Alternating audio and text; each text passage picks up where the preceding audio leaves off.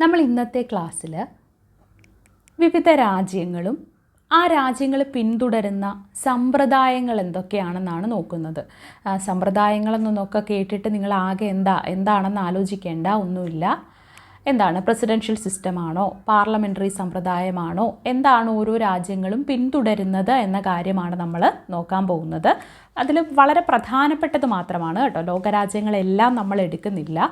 വളരെ പ്രധാനപ്പെട്ട കുറച്ച് രാജ്യങ്ങളും അവ പിന്തുടരുന്ന സമ്പ്രദായങ്ങളുമാണ് നമ്മൾ നോക്കുന്നത്. ആദ്യമായിട്ട് നമുക്ക് അമേരിക്കയുടെ കാര്യം ഒന്ന് പരിശോധിക്കാം. അമേരിക്ക പിന്തുടരുന്നത് എന്താണ്? അമേരിക്ക ഒരു പ്രസിഡൻഷ്യൽ സമ്പ്രദായമാണ് പിന്തുടരുന്നത്. അഥവാ അമേരിക്കയിൽ നിലനിൽക്കുന്നത് പ്രസിഡൻഷ്യൽ സമ്പ്രദായമാണ്. കാര്യനിർവഹണ അധികാരം ആരിലാണ്? കാര്യനിർവഹണ അധികാരങ്ങളെല്ലാം പ്രസിഡൻറ്റിൽ നിക്ഷിപ്തമാണ്. എവിടെ? അമേരിക്കയിൽ. അപ്പോൾ അമേരിക്ക പിന്തുടരുന്നത് ഒരു പ്രസിഡൻഷ്യൽ സമ്പ്രദായമാണെന്നും കാര്യനിർവഹണ അധികാരങ്ങൾ പ്രസിഡൻറ്റിലാണ് ഉള്ളതെന്ന് നമുക്ക് മനസ്സിലായി. അപ്പോൾ അമേരിക്ക പിന്തുടരുന്നത് എന്താ? അമേരിക്ക പിന്തുടരുന്നത് ഒരു പ്രസിഡൻഷ്യൽ സമ്പ്രദായമാണ്. കാര്യനിർവഹണ അധികാരം ആരുടെ കയ്യിലാണ്? പ്രസിഡൻറ്റിൻ്റെ കയ്യിലാണ്. ഇന്ത്യയുടെ കാര്യമോ? ഇന്ത്യ ഒരു പാർലമെൻ്ററി സമ്പ്രദായമല്ലേ പിന്തുടരുന്നത്? നമുക്കറിയാം, ഇന്ത്യ ഒരു പാർലമെൻ്ററി ഫോം ഓഫ് ഗവൺമെൻറ് ആണ്. പാർലമെൻ്ററി സമ്പ്രദായമാണ് ഇന്ത്യ പിന്തുടരുന്നത്. പ്രസിഡൻറ്റിന് ഇവിടെ നാമമാത്രമായ അധികാരവും അതുപോലെ തന്നെ യഥാർത്ഥ അധികാരങ്ങൾ ആരിലാണ്? പ്രധാനമന്ത്രിയിലുമാണ്. നോമിനൽ എക്സിക്യൂട്ടീവാണ് പ്രസിഡൻറ്റ് ഇന്ത്യയിൽ. റിയൽ എക്സിക്യൂട്ടീവ് ആരാണ്? പ്രധാനമന്ത്രി അഥവാ പ്രൈം മിനിസ്റ്ററാണ് ഇന്ത്യയിൽ റിയൽ എക്സിക്യൂട്ടീവ് എന്ന് പറയുന്നത്. അമേരിക്കയിലേക്ക് വരുമ്പോൾ അമേരിക്ക ഒരു പ്രസിഡൻഷ്യൽ സമ്പ്രദായമാണ് പിന്തുടരുന്നത്. കാര്യനിർവഹണ അധികാരം പ്രസിഡൻറ്റിലാണ്. നമുക്കിനി ഇറ്റലിയുടെ കാര്യമൊന്ന് നോക്കാം. ഇറ്റലിയിലേക്ക് വരികയാണെങ്കിൽ ഇറ്റലി പാർലമെൻ്ററി സംവിധാനമാണ് പിന്തുടരുന്നത്. എന്താണ്? ഇറ്റലിയും ഇന്ത്യയെ പോലെ എന്താണ്? പാർലമെൻ്ററി സമ്പ്രദായം പിന്തുടരുന്ന രാജ്യമാണ് ഇറ്റലി. രാഷ്ട്രത്തലവൻ ആരാണ്? രാഷ്ട്രത്തിൻ്റെ തലവൻ പ്രസിഡൻ്റാണ്. ഭരണത്തലവൻ പ്രധാനമന്ത്രിയും. രാഷ്ട്രത്തിൻ്റെ തലവനാണ് ഇവിടെ പ്രസിഡൻറ്റ്. ഭരണത്തലവൻ ആരാണ്? ഭരണത്തലവൻ പ്രധാനമന്ത്രിയാണ്. അപ്പോൾ ഇറ്റലി ഒരു പാർലമെൻ്ററി സമ്പ്രദായമാണ് പിന്തുടരുന്നത്. രാഷ്ട്രത്തലവൻ പ്രസിഡൻറ്റും ഭരണത്തലവൻ പ്രധാനമന്ത്രിയുമാണ്. നമുക്കിനി ജപ്പാനിലേക്കൊന്ന് നോക്കാം. ജപ്പാനിൽ എന്താണ്? ജപ്പാനിൽ ഭരണത്തലവൻ പ്രധാനമന്ത്രിയും അതുപോലെ തന്നെ രാഷ്ട്രത്തലവൻ ചക്രവർത്തിയുമായിട്ടുള്ള ഒരു പാർലമെൻ്ററി സമ്പ്രദായമാണ് ജപ്പാൻ പിന്തുടരുന്നത്. ഭരണത്തലവൻ ആരാണ്? ഭരണത്തലവൻ പ്രധാനമന്ത്രിയും രാഷ്ട്രത്തലവൻ ചക്രവർത്തിയുമായിട്ടുള്ള ഒരു പാർലമെൻ്ററി സമ്പ്രദായമാണ് ജപ്പാൻ പിന്തുടരുന്നത്. നമ്മൾ പറഞ്ഞ 3 രാജ്യങ്ങൾ ഒന്നുകൂടി നോക്കാം. 3 അല്ല 4 രാജ്യങ്ങൾ ഒന്നുകൂടി നോക്കാം. നമ്മുടെ ഇന്ത്യയുടെ കാര്യമെടുത്താൽ പ്രസിഡൻറ്റിന് നാമമാത്രമായ അധികാരവും പ്രധാനമന്ത്രി റിയൽ എക്സിക്യൂട്ടീവുമായിട്ടുള്ള ഒരു പാർലമെൻ്ററി സമ്പ്രദായമാണ് ഇന്ത്യ പിന്തുടരുന്നത്. അമേരിക്കയിലേക്ക് വരികയാണെങ്കിൽ കാര്യനിർവഹണ അധികാരങ്ങളെല്ലാം പ്രസിഡൻറ്റിൽ നിക്ഷിപ്തമായിട്ടുള്ള ഒരു പ്രസിഡൻഷ്യൽ സമ്പ്രദായമാണ് ആര് ഫോളോ ചെയ്യുന്നത്? അമേരിക്ക ഫോളോ ചെയ്യുന്നത്. ഇറ്റലിയോ? ഇറ്റലി പാർലമെൻ്ററി സമ്പ്രദായമാണ്. രാഷ്ട്രത്തലവൻ പ്രസിഡൻ്റാണ്. ഭരണത്തലവൻ പ്രധാനമന്ത്രിയുമാണ്. ജപ്പാനോ? ജപ്പാൻ ഒരു പാർലമെൻ്ററി സംവിധാനമാണ്. അവിടെ ഭരണത്തലവൻ പ്രധാനമന്ത്രിയും രാഷ്ട്രത്തലവൻ ചക്രവർത്തിയുമാണ്. അപ്പം അമേരിക്കയിൽ പ്രസിഡൻഷ്യൽ ഫോം ഓഫ് ഗവൺമെൻറ് ആണ്. ഇറ്റലിയിലും ഇന്ത്യയിലും ജപ്പാനിലും പാർലമെൻ്ററി ഫോം ഓഫ് ഗവൺമെൻറ് ആണ്. ഇതിൽ ജപ്പാനിൽ രാഷ്ട്രത്തലവൻ എന്ന് പറയുന്നത് ചക്രവർത്തിയാണ്. ഇറ്റലിയിലും ഇന്ത്യയിലും രാഷ്ട്രത്തലവൻ എന്ന് പറയുന്നത് പ്രസിഡൻ്റാണ്. ജപ്പാനിലെ രാഷ്ട്രത്തലവൻ ചക്രവർത്തിയാണ്. ഇത്രയും കാര്യങ്ങളാണ് ഈ ഒരു ഭാഗത്തു നിന്ന് നോക്കാനുള്ളത്. ഇനി നമുക്ക് അടുത്ത രാജ്യം നോക്കേണ്ടത് കാനഡ, റഷ്യ, ജർമ്മനി, ഫ്രാൻസ് മുതലായ രാജ്യങ്ങളാണ് നോക്കേണ്ടത്. നമുക്ക് നോക്കാം കാനഡയുടെ കാര്യം. കാനഡ ഒരു ഭരണഘടനാപരമായ രാജവാഴ്ചയുള്ള പാർലമെൻ്ററി സമ്പ്രദായം പിന്തുടരുന്ന രാജ്യമാണ് കാനഡ. എന്താണ്? ഭരണഘടനാപരമായ രാജവാഴ്ചയുള്ള പാർലമെൻ്ററി ഭരണ സംവിധാനമാണ് എവിടെയുള്ളത്? കാനഡയിലുള്ളത്. കാനഡയുടെ ഭരണത്തലവൻ എന്ന് പറയുന്നത് പ്രധാനമന്ത്രിയാണ്.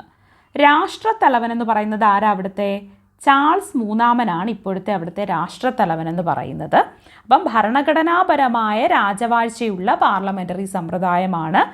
പ്രധാനമന്ത്രിയാണ് അവിടുത്തെ ഭരണത്തലവൻ.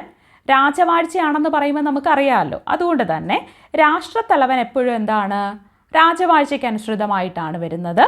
നിലവിൽ ചാൾസ് മൂന്നാമനാണ് അവിടുത്തെ രാഷ്ട്രത്തലവൻ എന്ന് പറയുന്നത്. അപ്പം ഭരണത്തലവൻ പ്രധാനമന്ത്രിയും രാഷ്ട്രത്തലവൻ ആരാണ്? രാഷ്ട്രത്തലവൻ അവിടുത്തെ രാജാവ് എന്ന് കൺസിഡർ ചെയ്യുന്നു. ചാൾസ് മൂന്നാമനാണ് അവിടുത്തെ രാഷ്ട്രത്തലവൻ നിലവിലെ. ഇനി നമുക്ക് റഷ്യയിലേക്ക് വരികയാണെങ്കിൽ, റഷ്യയിൽ പ്രസിഡന്റ് രാഷ്ട്രത്തലവനും അദ്ദേഹം നിയമിക്കുന്ന പ്രധാനമന്ത്രി ഭരണത്തലവനുമായിട്ടുള്ള ഒരു അർദ്ധ പ്രസിഡൻഷ്യൽ സമ്പ്രദായമാണ് എവിടെയുള്ളത്? റഷ്യയിലുള്ളത്. അപ്പം പ്രസിഡന്റ് രാഷ്ട്രത്തലവനും അദ്ദേഹം നിയമിക്കുന്ന പ്രധാനമന്ത്രി ഭരണത്തലവനുമായിട്ടുള്ള ഒരു സെമി പ്രസിഡൻഷ്യൽ സമ്പ്രദായമാണ്, അർദ്ധ പ്രസിഡൻഷ്യൽ സമ്പ്രദായമാണ് എവിടെയുള്ളത്? റഷ്യയിലുള്ളത്.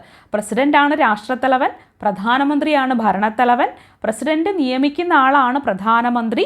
അവിടെ ഒരു അർദ്ധ പ്രസിഡൻഷ്യൽ സമ്പ്രദായമാണ് റഷ്യയിലുള്ളത്.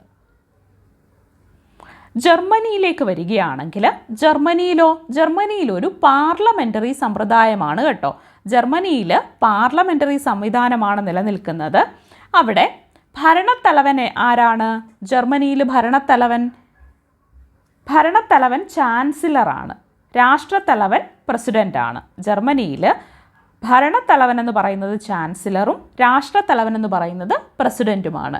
ചാൻസലർ ഭരണത്തലവനും നാമമാത്രമായ അധികാരങ്ങളുള്ള പ്രസിഡന്റ് രാഷ്ട്രത്തലവനുമായിട്ടുള്ള പാർലമെൻ്ററി സമ്പ്രദായമാണ് ജർമ്മനിയിൽ. അപ്പോൾ എന്താണ്? ചാൻസലർ ഭരണത്തലവനും നാമമാത്രമായ അധികാരങ്ങളുള്ള പ്രസിഡന്റ് രാഷ്ട്രത്തലവനുമായിട്ടുള്ള പാർലമെൻ്ററി സമ്പ്രദായമാണ് ജർമ്മനിയിൽ നിലനിൽക്കുന്നത്. ഇനി നമുക്ക് ഫ്രാൻസിൻ്റെ കാര്യത്തിലേക്കൊന്ന് വരാം. ഫ്രാൻസിൻ്റെ കാര്യം പറയുകയാണെങ്കിൽ അവിടെ ഒരു അർദ്ധ പ്രസിഡൻഷ്യൽ സമ്പ്രദായമാണ്. ഫ്രാൻസിൽ ഒരു അർദ്ധ പ്രസിഡൻഷ്യൽ സമ്പ്രദായമാണ്. ഫ്രാൻസിൽ പ്രധാനമന്ത്രിയും പ്രസിഡൻറ്റും എക്സിക്യൂട്ടീവിൻ്റെ ഭാഗമാണ് കേട്ടോ. ഫ്രാൻസിൽ പ്രധാനമന്ത്രിയും പ്രസിഡൻറ്റും എക്സിക്യൂട്ടീവിൻ്റെ ഭാഗമാണ്.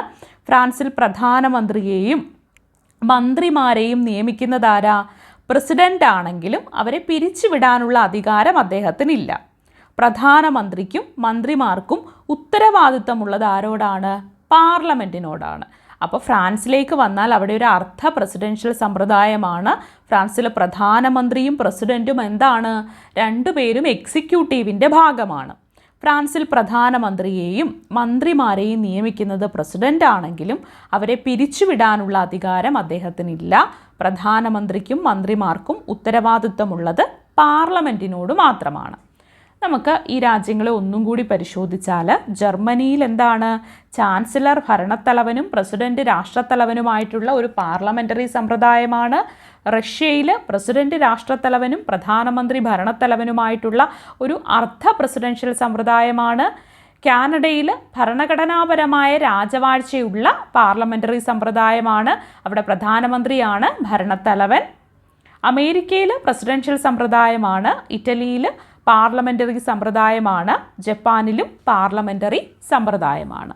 ഇത്രയും കാര്യങ്ങളാണ് നമുക്ക് പ്രധാനപ്പെട്ട രാജ്യങ്ങളും അവ പിന്തുടരുന്ന സമ്പ്രദായങ്ങൾ, അല്ലെങ്കിൽ ഫോളോ ചെയ്യുന്നത് പ്രസിഡൻഷ്യൽ ആണോ പാർലമെൻ്ററി ആണോ സെമി പ്രസിഡൻഷ്യൽ ആണോ എന്നുള്ള കാര്യങ്ങളൊക്കെ.